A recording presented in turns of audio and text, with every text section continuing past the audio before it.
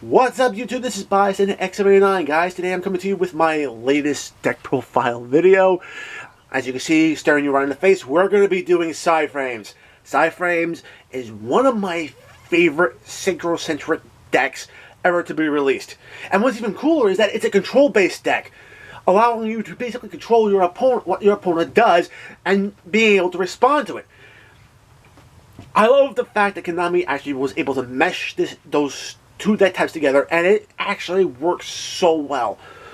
Alright, now for me personally, I like to use this deck as more of a test deck against other particular decks when I'm trying to learn how to play against it. This way I know which cards to negate, which ones to let slide, and it does actually help. And playing this deck against a lot of the meta decks, you get to learn how to really counter those plays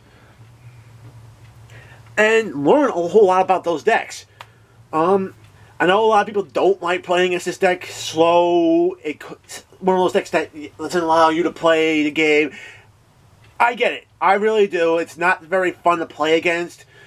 But ultimately, you do learn a lot about the decks you're going against when you play this deck. So I would strongly recommend that players use this deck as more of like a test deck to help them understand what they're going up against. Alright? If you don't believe me, try it out for yourself. You can see what you learn.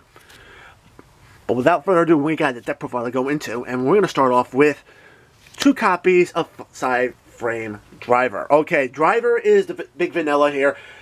2500 attack, which is actually completely and totally beefy. Whenever he's brought out with a PSY-Frame gear effect, you can use those gears to tune with him to go into your level 7 or your level 8 synchro plays, which is just completely and totally awesome. If your opponent manages to do something to the tuner, he's got, like I said, he has 2500 attack, so he's pretty beefy by himself and can help swing. Alright, necessary to run in this deck. The other card you want to be running is 2 copies of PSY-Frame Multi-Threader. Okay, now Multi-Threader is actually completely and totally cool. She counts as a PSY-Frame driver while in hand and in graveyard, which is awesome.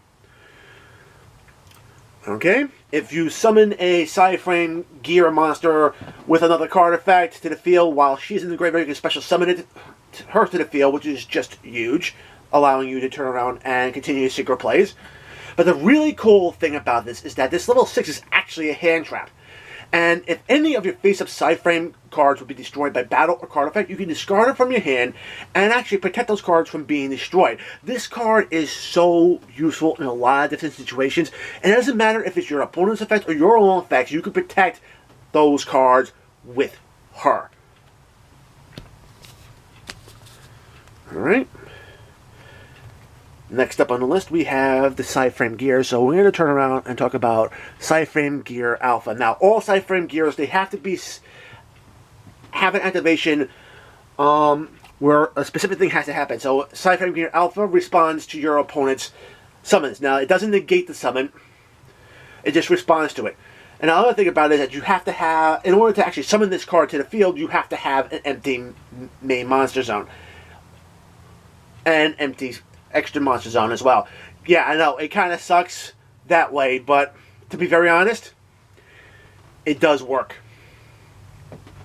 Alright, so we respond, alpha responds to opponent summons. When it's summoned to the field, you actually get a search from your deck, which is actually pretty huge, allowing you to get the other cards you need to continue your plays. It's a level 1, so you're going to be going into your level 7 plays with this card, but this card's effects are so necessary, you need to be able to respond.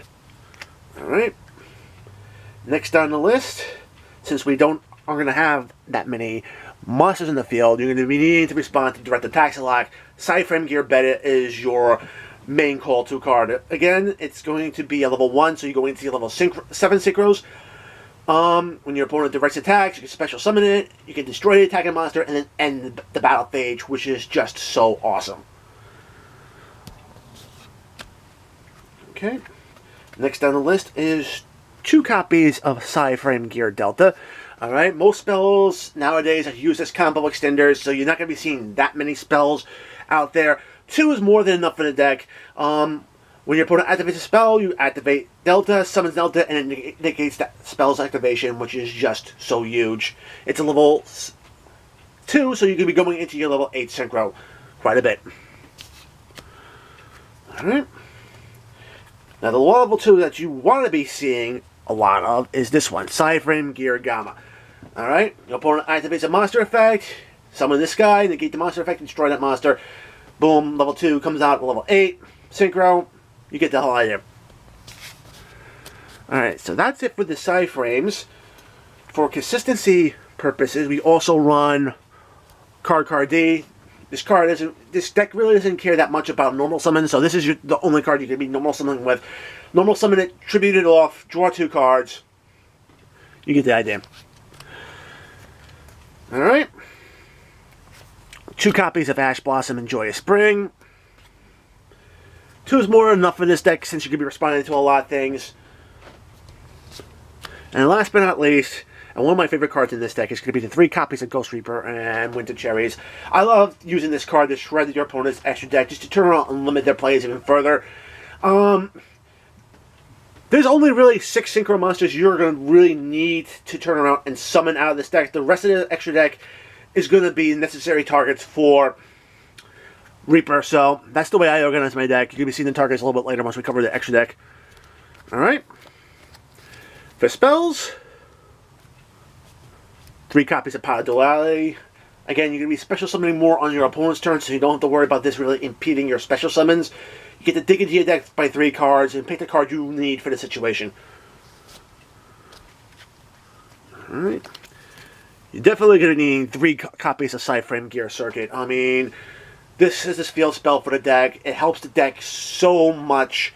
Basically, when you summon out your PSY-Frame Game Tuner and either driver or multi-threader, you can immediately synchro summon using this card's effect, which is just so huge. And the really cool thing about it is that it has another effect. Basically, you can pitch a PSY-Frame Gear monster from your hand to your graveyard to power up a PSY-Frame Gear monster on the field, which is just a huge battle trip, and it does come up a few times. So you're going to remember that effect. Alright. I like running a couple of copies of, well, actually 3 copies of Psychic Field Zone. Basically, if you have to turn around and summon your PSY-Frame Gear monsters without the field spell, they're going to get banished during the end phase. This card will put them back into your graveyard and give you a synchro monster equal to their combined levels, which is just awesome. Last but not least, you want to see the field spell, so 2 copies of Terraforming. For the traps, yeah, you're going to be dealing with the empty field a lot. Drowning Mirror Force, necessary, shuffles everything back into your opponent's deck. Alright, the card everybody fears in PSY-Frames, PSY-Frame Gear Overload. Basically, banish one of your own PSY-Frame Gear monsters, target one of your opponent's cards, and just banish it face down. I mean, it's just nasty. And last but not least, to help back up Gamma, 3 copies of Solemn Strike, negate effects, stop inherit summons, just an all-around awesome card in this deck. For the extras, we're going to get into this. You only have 1 copy of PSY-Framelord Omega. Alright, Omega was put to 1 because of all the handlers people were abusing it with. But it still works well in this deck, ripping cards out of your opponent's hands. Basically, you can't basically deny them resources, and playing keep away with cards is just so awesome. The other card you're going to be needing to be running is going to be 3 copies of PSY-Framelord Zeta. Now, this card has actually gotten a lot better since Omega went down to 1, basically because your opponents can be special summoning a lot. And the more they special summon, the more this card becomes viable, because you can actually then take cards that they special summon to the field, off the field, and basically play keep away with those cards. So huge. So huge. It's the primary reason why he's in the deck. Alright, and the last 2 synchros are 2 copies of Black Rose Dragon. Now, this is the one that really pisses off your opponent. You don't need more than 2 Black Roses in the extra deck, and the primary reason, one is that whenever you summon this thing, you can blow the entire field. And the cool thing is that if you have multi-threat in your hand, you're actually going to protect your field spell and any other face-up PSY-Frames that you have, cards that you have on the field from this destruction. So you're going to keep your cards on the field while your opponent's losing everything. And because of this, especially with the level 1s, being able to synchro on your opponent's turn and blow their field on their turn just insanely rude. It'll end the turn. Usually, a lot of times, if you do it once, you're going to take control of the duel. If you do it twice, you got the duel locked. That's why you only use 2. Alright? For your targets for Ghost Reaper, alright? Respect for Prank Kids, I use the Weather Washer, primarily because it makes the cards it summons untargetable, and untargetable cards are more problematic than you think. That's why I target that with Reaper. For Thunder Dragons, it's going to be Titan. Colossus is not that much of an issue against this deck. Titan is. The primary reason is that it can pop cards and take cards off your field when other Thunder monsters activate their effects, and that right there is what you need to stop. Because if you can't keep your field spell on the field, it's going to be very problematic to get this deck going. Taking out Titan from Thunder Dragons just helps the deck so much, and Colossus can be dealt with in a myriad of different ways. Zeta is one, and what was it? Overload is the other. Titan Ninja target. Alright, for Sky Strikers, Kagari and Hayate. Kagari is your extender, so definitely she's the one you're going to go after first.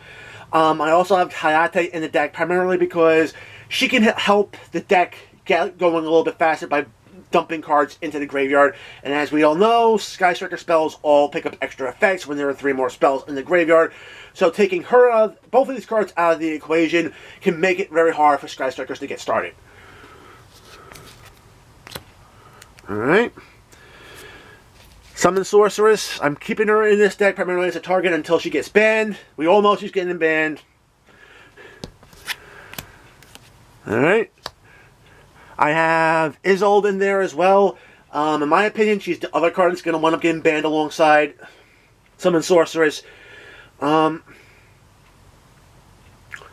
This hurts Warrior decks altogether. And last but not least, I have Sarusha Skuldrick as a target, primarily because, hey, there's a lot of bullshit with this card's 4 monster effect going along. A lot of those decks will be more rogue type decks, but still, just turning this guy off can help hurt a lot of those strategies. Alright.